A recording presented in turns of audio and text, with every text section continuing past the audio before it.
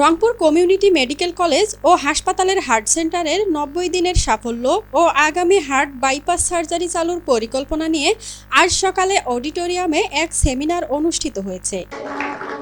রংপুর গ্রুপের ব্যবস্থাপনা পরিচালক মোহাম্মদ নাজমুল আহসান সরকারের সভাপতিত্বে এবং পরিচালক ও হার্ট সেন্টারের চিফ কোঅর্ডিনেটর মোহাম্মদ মোয়াজ্জেম হোসেন সরকারের তত্ত্বাবধানে অনুষ্ঠানে প্রধান অতিথি হিসেবে ছিলেন এভারকেয়ার হাসপাতাল ঢাকার কার্ডিওথোরাসিক ও ভাস্কুলার সার্জন ডাক্তার সোহেল আহমেদ। বিশেষ অতিথি হিসেবে ছিলেন রংপুর জেলা ডেপুটি সিভিল সার্জন ডাক্তার মোহাম্মদ রুহুল আমিন।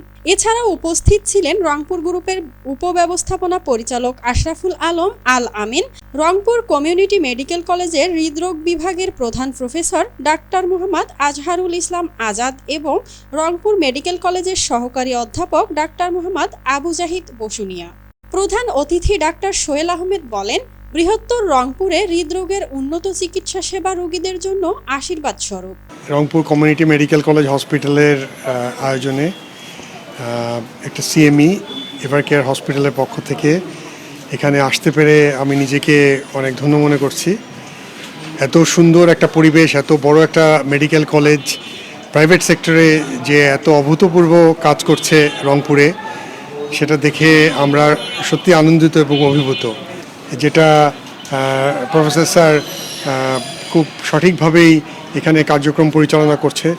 রংপুরের মতো একটু বিশাল পেশেন্ট, এখানে পেশেন্ট ব্যাংক, এবং এনাদেরকে সরাসরি সবসময় অ্যাকিউট এমার্জেন্সিতে ঢাকায় যাওয়া সম্ভব হয় না বা যে কোনো জায়গায় যাওয়া সম্ভব হয় না। এখানে রংপুর কমিউনিটি হসপিটালে নিরলস পরিশ্রম করে যাচ্ছেন এখানকার কার্ডিওলজিস্ট, চিকিৎসক এবং অন্যান্য ডাক্তারবৃন্দ। তাদেরকে আমি অবশ্যই ধন্যবাদ জানাচ্ছি এই রংপুর অঞ্চলের মানুষের হার্টের কেয়ার নেওয়ার জন্য। কর্তৃপক্ষ জানায়, উদ্বোধনের পর থেকেই স্বল্প মূল্যে রোগীরা উন্নত চিকিৎসা সেবা পাচ্ছে। আলহামদুলিল্লাহ, এই এনজিওগ্রাফি মেশিন যেটা আমাদের আছে, এই এনজিওগ্রাফি মেশিনের মাধ্যমে আমরা 14টা টেস্ট আমরা এখানে সম্পন্ন করতে পারি। হ্যাঁ, নিউরো টেস্ট করতে পারি, তারপরে আপনার স্পাইন এনজিওগ্রাম হয়, আপনার করোনারি নেফ্রোলজির এনজিওগ্রাম আমরা এই মেশিন দ্বারা করতে পারি। ব্যক্তিগতভাবে 14 ঘন্টা এই হার্ট সেন্টারে উপস্থিত থাকি, যাতে কোনো রুগী, হৃদরোগ বলেন, নিউরোর কেস বলেন, স্ট্রোকের রুগী আছেন, যারা যখনই আসবে তাৎক্ষণিকভাবে যেন তারা চিকিৎসা পেতে পারেন। সেইটাকে সামনে রেখে আমরা নিরলসভাবে আমরা সবাই এবং আমাদের টিম কাজ করে যাচ্ছে।